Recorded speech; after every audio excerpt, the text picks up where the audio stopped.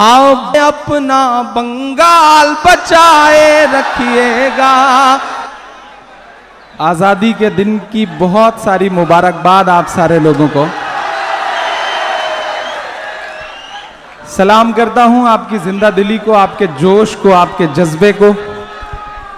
इधर जो दोस्त हैं बहुत जिंदा दिल हैं, बहुत मुसलसल पूरे मुशायरे को उन्होंने जिस जिंदगी से चलाया है, उन्हें सलाम है। अब तक आप जो भी शोर कर रहे थे, मुझे बुलाने के लिए कर रहे थे, अब मैं हाजिर हो गया हूं। अब आप हैं और मैं हूं। जितनी देर आप चाहेंगे इंशाअल्लाह आपके सामने रूबरू रहूंगा। 4 मिसरों से अपनी बात की शुरुआत करता हूं। थोड़ा सा आप सबकी बेदारी हो, डाइस के भी दोस्तों का साथ मिले। बहुत खूबसूरत सा ये प्रोग्राम, बहुत खूबसूरत सा। मैं सलाम करूंगा खुर्रम को, राजू भाई को। ये मेरी जिंदगी का अब तक का सबसे खूबसूरत मुशायरा इसलिए है, 2-3 छोटी छोटी वजहें हैं जिनकी वजह से ये मेरी जिंदगी का सबसे खूबसूरत मुशायरा है। मेरी जिंदगी में बहुत बड़े बड़े मुशायरे पढ़े मैंने, लाखों की भीड़ के मुशायरे पढ़े, दुनिया के अलग अलग मुल्कों में पढ़े, लेकिन ये पहला मुशायरा है जब रात के 12 बजे हैं और आजादी का दिन शुरू हुआ है और मेरे हिस्से में झंडा फहराने की खूबसूरती आई है, इसलिए यह मेरी जिंदगी का सबसे खूबसूरत मुशायरा है। मैं 4 मिसरे पढ़ता हूं और आपसे दुआएं मांगता हूं साहब। कि मेरी सांसों पर तुम्हारा अनगिनत एहसान है,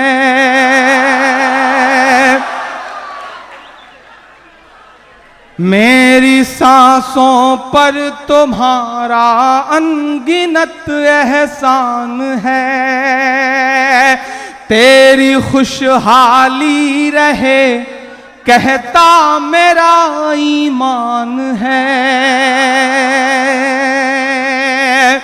मैं जिस सूबे से आया हूं वहां एक सरकारी फरमान जारी हुआ है कि रिकॉर्डिंग करवाई जाए, तिरंगा फहराते हुए मदरसों की रिकॉर्डिंग हो, राष्ट्रगान गाते हुए मदरसों की रिकॉर्डिंग हो। मैं सुबह ट्विटर पे आपके वीडियो पोस्ट करके लिखूंगा कि योगी जी रिकॉर्डिंग करवाने की क्या जरूरत, बंगाल का मंजर देख लीजिए, आपको सच्चाई पता चल जाएगी। मैं पढ़ता हूं और आपसे दुआएं मांगता हूं। मैं जिस शहर से आता हूं उसे इलाहाबाद कहते हैं। इलाहाबाद में गंगा और जमुना का संगम होता है, 2 नदियों का संगम होता है, और हिंदू धर्म के हिसाब से वहां सरस्वती, अदृश्य सरस्वती जन्म लेती हैं। बहुत हिंदू धर्म के हिसाब से बड़ा पवित्र सा शहर है वो। संगम होता है वहां पे धर्मों का, तहजीबों का। लेकिन मेरा अपना आज ये कहना है कि जिसे सच में कौमी एकजहती का संगम देखना हो वो टीटागढ़ चला है, बंगाल देख ले उसकी समझ में आ जाएगा। मैं पढ़ता हूं और आपसे दुआएं मांगता हूं साहब। कि मेरी सांसों पर तुम्हारा अनगिनत एहसान है। जो इधर दोस्त हैं उनसे गुजारिश करूंगा कि अगर आप लोग चुनाव में ना खड़े हों तो बैठ जाएं, क्योंकि पीछे जो लोग हैं उन्हें देखने में दिक्कत हो रही है, या तो फिर आगे से हट जाएं, कम से कम उधर जो खवातीन बैठी हैं उनको दुश्वारी ना हो। मैं पढ़ता हूं साहब कि मेरी सांसों पर तुम्हारा अनगिनत एहसान है, तेरी खुशहाली रहे कहता मेरा ईमान है, तेरी खुशहाली रहे कहता मेरा ईमान है। मेरी सांसों में तिरंगे की बुलंदी की दुआ, मेरी सांसों में तिरंगे की बुलंदी की दुआ, मेरे हिंदुस्तान तुझ पर जान भी कुर्बान है, मेरे हिंदुस्तान तुझ पर जान भी कुर्बान है, तेरी खुशहाली रहे कहता मेरा ईमान है। बहुत शुक्रिया, बहुत मुबारकबाद। जिस मोहब्बत से आपने ये 4 मिसरे सुने हैं वो गवाह हैं और वो तमाचा है इस मुल्क के तमाम नफरत वाले हुक्मरानों के मुंह पर। मैं सलाम करूंगा बंगाल वालों। बंगाल की जिम्मेदारियां इसलिए भी बढ़ जाती हैं क्योंकि बंगाल कुछ ज्यादा ही निशाने पर है, इसलिए बंगाल वालों आपकी जिम्मेदारियां और ज्यादा बढ़ जाती हैं। मैं 4 मिसरे पढ़ता हूं और ये जो कोशिश है खुर्रम की, राजू भाई की, सिकंदर साहब की, इन सारे लोगों की जो कोशिशें, मुझे अच्छा लगा कि जब भीड़ से उठ करके अभिषेक मुझे माला पहनाने आए, मुझे अच्छा लगा कि जब उमाशंकर भाई मुझे माला पहनाने के लिए आए, मेरे सर पे पगड़ी पहनाने के लिए आए। इन्हीं चीजों से तो मिलकर हिंदुस्तान बनता है और इन्हीं तस्वीरों से डरते हैं दिल्ली में बैठे हुए हुक्मरान। इसलिए इमरान ये मिसरे पढ़ता है और आपसे दुआएं मांगता है साहब कि अपने आंसू से अपना रूमाल बचाए रखिएगा, अपने आंसू से अपना रूमाल बचाए रखिएगा, अमन मोहब्बत वाले सब आमाल बचाए रखिएगा, अमन मोहब्बत वाले सब आमाल बचाए रखिएगा। हम यूपी को बचा नहीं पाए हैं उनके चंगुल से। अगला मिसरा सच लगे तो एक एक हाथ उठे पीछे तक कि अपने आंसू से अपना रूमाल बचाए रखिएगा, अमन मोहब्बत वाले सब आमाल बचाए रखिएगा। हम यूपी को बचा नहीं पाए हैं उनके चंगुल से, आप दरिंदों से अपना बंगाल बचाए रखिएगा। हम उत्तर प्रदेश में बैठे बैठे उन दिनों वो तस्वीर देख रहे थे, टीवी चैनलों के तमाम वीडियोस देख रहे थे, जब ये साबित करने की कोशिशें की जा रही थी कि बंगाल तो सुलग रहा है, बंगाल तो जल रहा है। जब यहाँ के लोगों से बात करता था तो सब कहते थे कि नहीं वो थोड़ी सी छोटी सी घटना थी, अब सब शांति है। लेकिन टीवी चैनल, कुछ दलाल टीवी चैनल ये बताते थे कि बस बंगाल तो लुट रहा है। तब इमरान मिसरे पढ़ता है और आपसे दुआएं मांगता है साहब कि अपने आंसू से अपना रूमाल बचाए रखिएगा। अगली सफों में बड़े जिम्मेदार लोग बैठे हैं बंगाल के और मुझे खुशी है कि तमाम अलग अलग मजहबों के लोग एक साथ इकट्ठा होकर के जश्न आजादी मना रहे हैं। इन्हीं तस्वीरों का ख्वाब देखा था नेताजी सुभाष चंद्र बोस ने, इन्हीं तस्वीरों का ख्वाब देखा था महात्मा गांधी ने, इन्हीं तस्वीरों का ख्वाब देख करके फांसी पे झूल गए थे भगत सिंह, अशफाकुल्ला खां, चंद्रशेखर आजाद और राम प्रसाद बिस्मिल। सलाम है बंगाल वालों की आपने इन तस्वीरों को बचा के रखा है। इमरान ये मिसरे पढ़ता है साहब कि अपने आंसू से अपने रूमाल बचाए रखिएगा, प्यार मोहब्बत वाले सब आमाल बचाए रखिएगा, प्यार मोहब्बत वाले सब आमाल बचाए रखिएगा। हम यूपी को बचा नहीं पाए हैं उनके चंगुल से, आप दरिंदों से अपना बंगाल बचाए रखिएगा, आप दरिंदों से अपना बंगाल बचाए रखिएगा। बहुत शुक्रिया, बहुत मोहब्बतें। 4 मिसरे और पढ़ूंगा, इधर से एक और आवाज आई, बिल्कुल इंशाल्लाह वो सब सुनाऊंगा। आपकी एक एक मांग भरी जाएगी, बस आप इंतजार करते रहिए और आपकी दुआएं मिलती रहें। पीछे इतनी ज्यादा भीड़ है अल्हम्दुलिल्लाह कि पीछे आदमी है या गमले रखे हैं पता ही नहीं चल पा रहा है।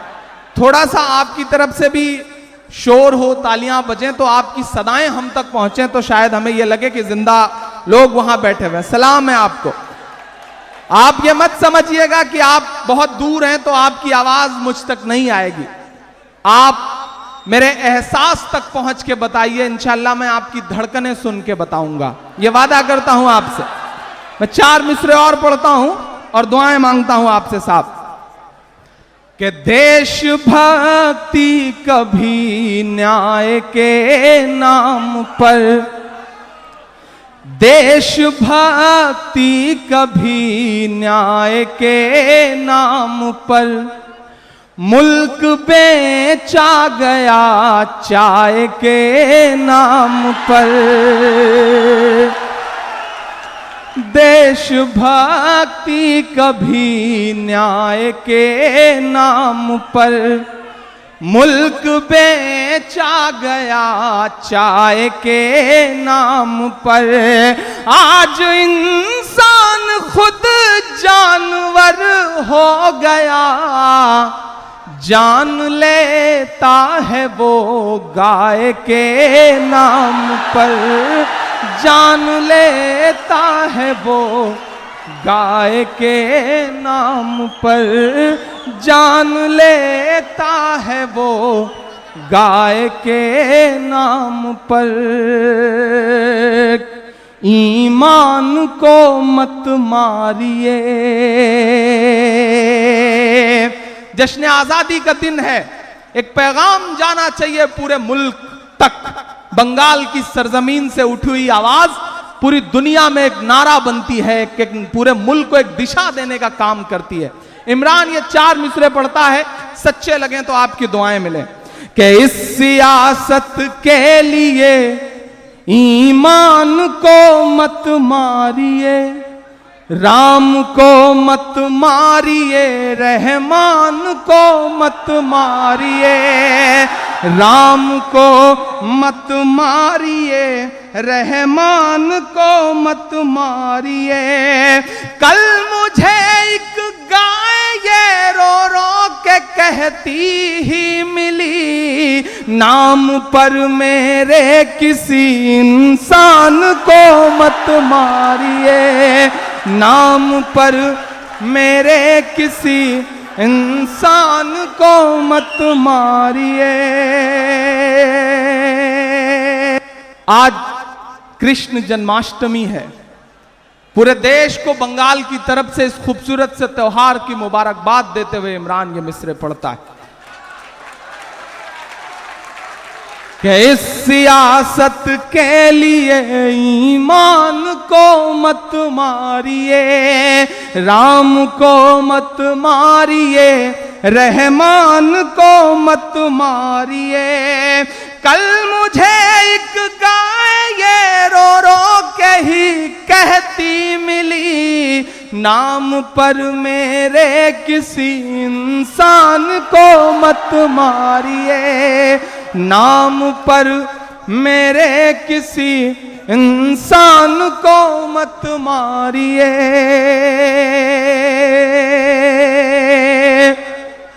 फूल देखे हैं जनाजे पे ही अक्सर मैंने, फूल देखे हैं जनाजे पे ही अक्सर मैंने, कल मेरी आंखों ने फूलों का जनाजा देखा।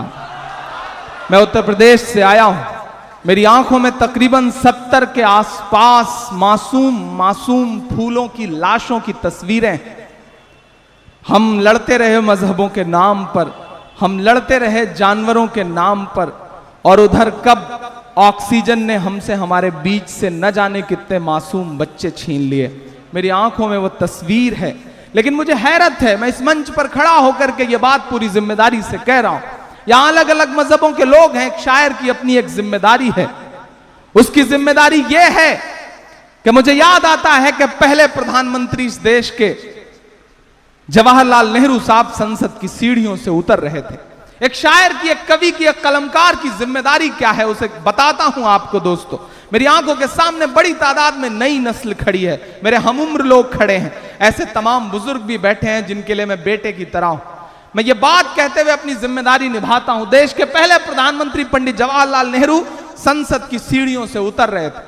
उनके साथ उस वक्त के बहुत बड़े कवि, बहुत बड़े पोएट, बहुत बड़े शायर रामधारी सिंह दिनकर भी संसद की सीढ़ियों से उतर रहे थे। एकाएक नेहरू जी का पांव लड़खड़ाया, दिनकर जी उनके बगल चल रहे थे कि दिनकर ने उनका हाथ थाम लिया। तो नेहरू जी ने दिनकर जी से कहा कि दिनकर जी आपका शुक्रिया, आपने मुझे गिरने से बचा लिया। तो रामधारी सिंह दिनकर के जवाब को हम तमाम कलमकारों का जवाब समझा जाए। रामधारी सिंह दिनकर जी ने कहा कि नेहरू जी, इस देश की सियासत के कदम जब जब लड़खड़ाएंगे, अदब और साहित्य हमेशा उसे सहारा देने का काम करेगा। मैं शायद अपनी उस जिम्मेदारी को समझते हुए यहां पर खड़ा हूं। मुझे लगता है कि मुझे बोलना चाहिए। मुझे हैरत होती है कि जब मेरी आंखें इतनी लाशें देख करके सो नहीं पाती। मैं पिछले दिनों 6 अगस्त को जंतर मंतर पर था। हम लोग मॉब लिंचिंग के खिलाफ अपना खून दान कर रहे थे, ब्लड डोनेट कर रहे थे। तकरीबन 2800 यूनिट ब्लड हमने डोनेट किया एक दिन में, 2800 यूनिट। इस देश के मुसलमानों ने यह कहते हुए कि हमारा खून सड़कों पर मत बहाओ, यह सेना के जवानों के काम आएगा, यह भारत के किसानों के काम आएगा, यह हिंदुस्तानियों के काम आएगा। हमने 2800 यूनिट ब्लड डोनेट किया। यहां मेरे दोस्त जाहिद भाई बैठे हैं, जहांगीर बैठे हैं, ये लोग गवाह थे इन लम्हों के। ये लोग खून देने के लिए मेरे साथ उस दिन जंतर मंतर पर थे। इम्तियाज मेरा बहुत प्यारा दोस्त है, राजू भाई। मैं इन लोगों की इज्जत इसलिए भी करता हूं कि ये लोग पश्चिम बंगाल से चल करके जंतर मंतर पहुंचे और इन्होंने अपना खून डोनेट किया। हमने खून बहाया है, हमने सिर्फ पसीना नहीं बहाया इस मुल्क के लिए, हमने भाषणबाजी नहीं करी है। इसलिए मेरी जिम्मेदारी है कि मैं ये बात यहां पर रखूं। मुझे हैरत होती है साहब कि जिस अस्पताल का निरीक्षण करके एक दिन पहले सूबे का मुख्यमंत्री लौट के जाए और ट्विटर पे अपडेट करे कि मैं आज इस अस्पताल का निरीक्षण करके आया, अगली सुबह वहां पर 30 बच्चे ऑक्सीजन की सप्लाई रुक जाने से मर जाएं। हम किस हिंदुस्तान में जी रहे हैं?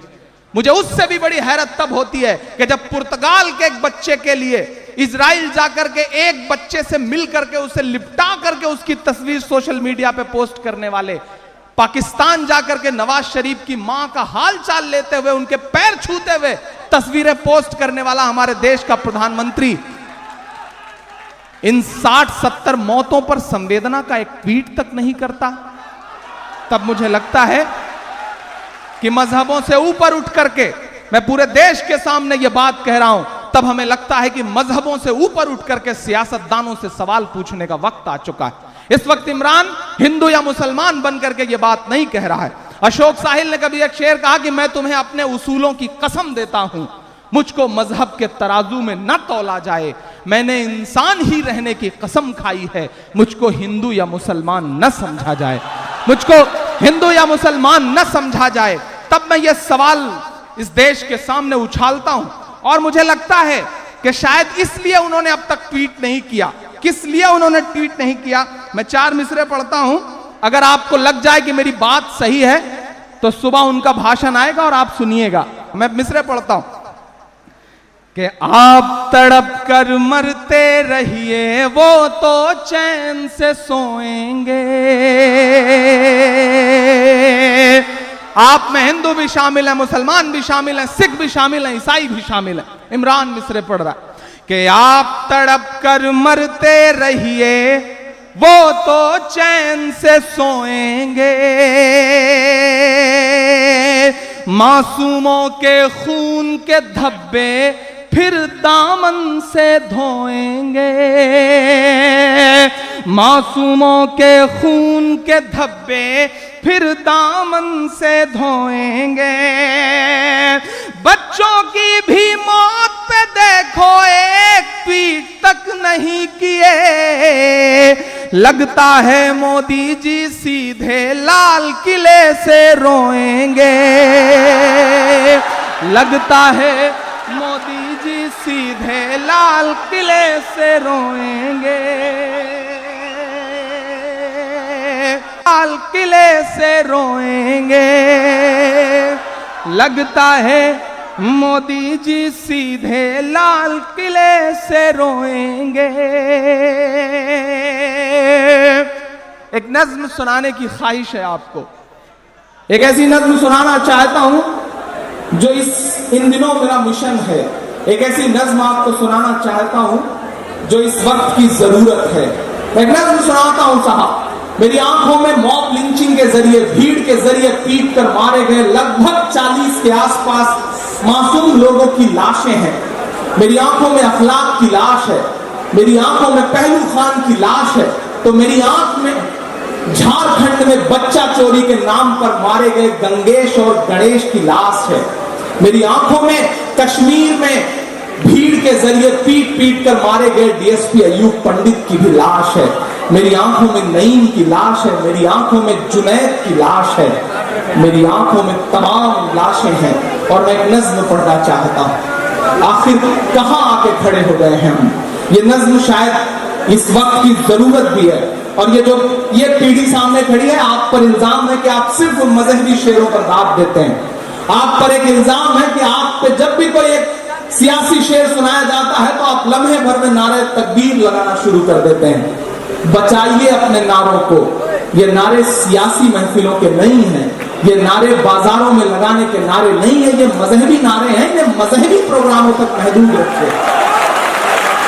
ये शऊर अपने अंदर डेवलप करिए। मैं नई नस्लों से गुजारिश कर रहा हूं, आपके जज्बात भड़का करके आपसे नारे तकबीर के नारे लगवा लेना बहुत आसान है, लेकिन बचाइए अपने इन नारों को। अपने नारों का एहतराम करना सीखिए। सियासी महफिलों में, बाजार में, समाजी महफिलों में नारे तकबीर अल्लाह अकबर लगाने से बचिए। ये आपका बड़ा एहतराम का नारा है, इसे मजहबी महफिलों में लगाइए। खूब जोश से सुनिए, खूब जिंदा दिली से सुनिए। एक नज़्म सुनाता हूं। अभिषेक भाई बैठे हैं, उमाशंकर भाई बैठे हैं, तमाम ऐसे लोग बैठे हैं। और इधर इमरान खड़ा होकर के 15 अगस्त की शुरुआत के लम्हे में रात के 2-2:30 के आसपास बज रहे हैं। शायद यही वक्त था जब अंग्रेज छोड़ छोड़ करके जा रहे थे मेरे मुल्क को। 1947 की एक ऐसी ही रात थी। गोरे अंग्रेज चले गए, काले अंग्रेज आज भी काबिज है साहब। मैं एक नज्म शुरू करता हूं, आप पहुंच जाए तो मुझे दुआएं दीजिएगा। इमरान पढ़ता है एक नज्म साहब के पूछता है तिलक से वजू चीफ कर। अभिषेक भाई, उमाशंकर भाई कहां गए? जहां भी हूं अगर इधर आ जाए तो अच्छा रहेगा, क्योंकि मैं चाहता हूं कि मैं उनकी मौजूदगी में यह नज्म पढ़ूं। मैं चाहता हूं कि मैं अपने तमाम हिंदू भाइयों को बिठा करके उनकी आंखों के सामने ये नज्म पढ़ूं, क्योंकि जरूरत आन पड़ी है साहब। अब नहीं बोलेंगे तो हम आने वाली नस्लों को आपस में बातचीत करने लायक माहौल तक नहीं दे पाएंगे। मैं अपनी जिम्मेदारी समझते हुए पढ़ता हूं साहब। ये नज्म इसलिए भी पढ़ने चल रहा हूं, मुझसे अक्सर कहा जाता है कि इमरान साहब आप मुशायरों में खड़े होकर के जब बात करना शुरू करते हैं तो एक पार्टी के खिलाफ ज्यादा बोलते हैं, हुक्मरानों के खिलाफ ज्यादा बोलते हैं। आखिर क्यों? मैं बस इतना कहता हूं साहब कि जब मैं 7वीं में पढ़ता था तो मेरे साथ मेरा दोस्त पढ़ा करता था। उसका नाम था श्रीकांत मिश्रा। 12 किलोमीटर दूर था हमारा स्कूल। हम दोनों एक साइकिल से जाते थे। 6 किलोमीटर वो चलाता था, 6 किलोमीटर मैं चलाता था। कभी कभी मेरे हिस्से की साइकिल भी उसी को चलानी पड़ती थी। हम स्कूल छोड़ करके, स्कूल बंक करके क्रिकेट खेलने चले जाते थे। मेरा नाम इमरान था, उसका नाम श्रीकांत था, तो दोनों पर क्रिकेट का बुखार कुछ ज्यादा था। हमारे खानदानों ने, हमारे परिवार वालों ने क्रिकेटरों से इंस्पायर होकर के हमारा नाम रखा था। तो हम दोनों स्कूल छोड़ के क्रिकेट खेलने चले जाते थे। मेरी इस बात को जहन में उठाइएगा। जब अब्बू को पता चलता था तो तलाश शुरू होती थी। किसी फील्ड में, किसी बाग में हम पकड़े जाते थे तो अब्बू पिटाई का सिलसिला शुरू करते थे। तो जितने थप्पड़ मेरे हिस्से में आते थे उतने ही थप्पड़ मेरे अब्बू श्रीकांत को भी मारते थे। श्रीकांत के पिताजी जब कभी हमें पकड़ पाते थे तो जितने थप्पड़ श्रीकांत के हिस्से में आते थे उतने ही थप्पड़ वो मुझे भी मारते थे।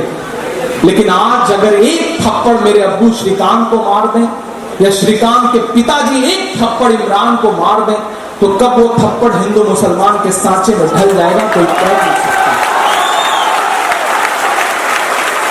ये नुकसान हुआ है हमारे समाज का, ये नुकसान हुआ है। ये बात कहते हुए मेरे रोंगटे खड़े हैं। ये नुकसान हुआ है हमारे समाज का।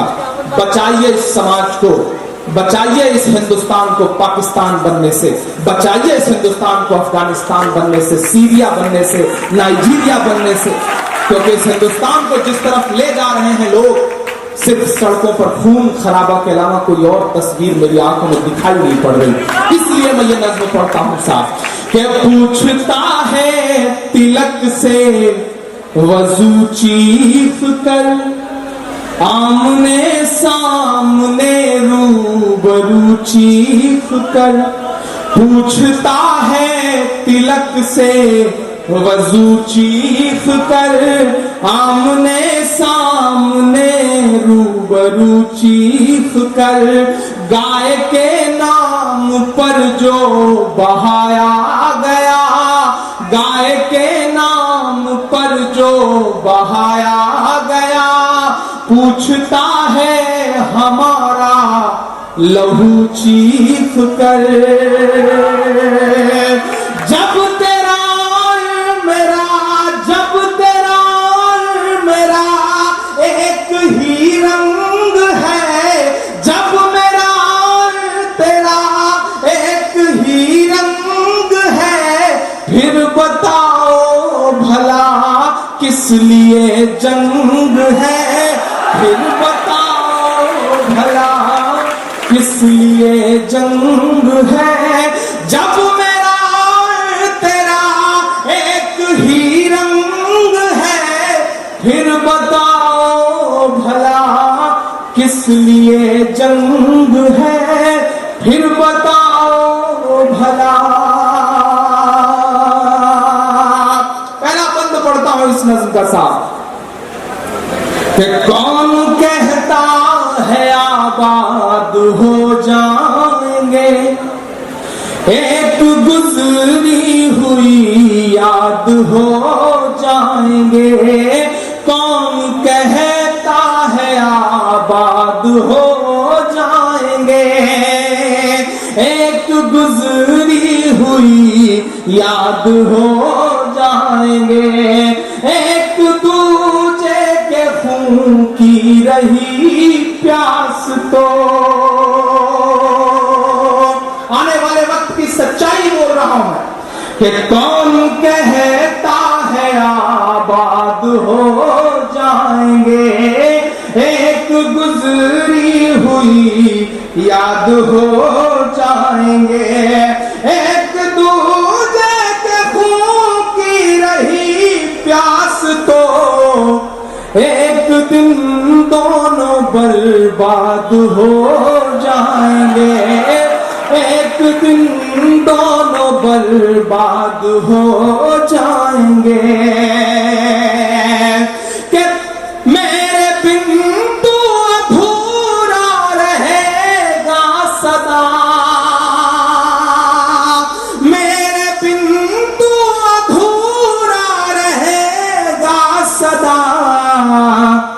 इस तरह से मेरा और तेरा संग है, फिर बताओ भला किस लिए जंग है, फिर बताओ भला किस लिए जंग है। एक बंद पढ़ता हूं और मेरा निशाना बंगाल नहीं है, मेरा इशारा बंगाल नहीं है, मैं बात कर रहा हूं सीधे दिल्ली से आंख मिला करके कि ये दुरंगी सियासत नहीं चाहती, ये दुरंगी सियासत नहीं चाहती। हम में तुम में मोहब्बत नहीं चाहती, हम में तुम में मोहब्बत नहीं चाहती। आप हम दोनों मिलकर रहे प्यार से, बस यही तो हुकूमत नहीं चाहती, बस यही तो हुकूमत नहीं चाहती। कि हिंदू मुस्लिम लड़े और लड़ते रहे, हिंदू मुस्लिम लड़े और लड़ते रहे। इस सियासत का अपना यही ढंग है, फिर बताओ भला किस लिए जंग है। जब मेरा और तेरा एक ही रंग है,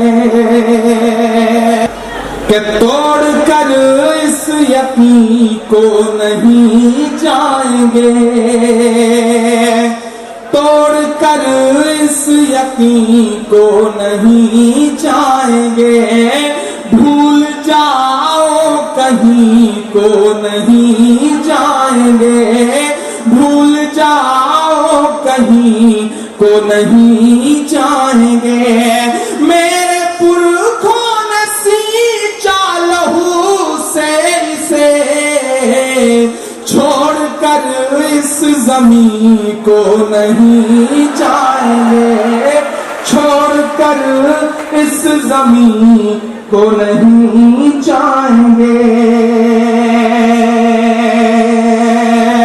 ये जंग है फिर बताओ भला किस लिए जंग है।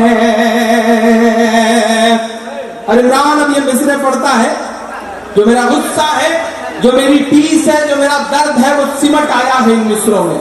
बंगाल वालों, दूसरी बार आज इस नज्म को कहीं पढ़ रहा हूं, आप संभाल लेंगे तो इंशाअल्लाह दिल्ली में बैठे हुए हुक्मरानों की आंख से आंख मिला करके ये नज्म सुनाऊंगा, क्योंकि इस नज्म को सुनाने की जरूरत आन पड़ी। मैं पढ़ता हूं साहब।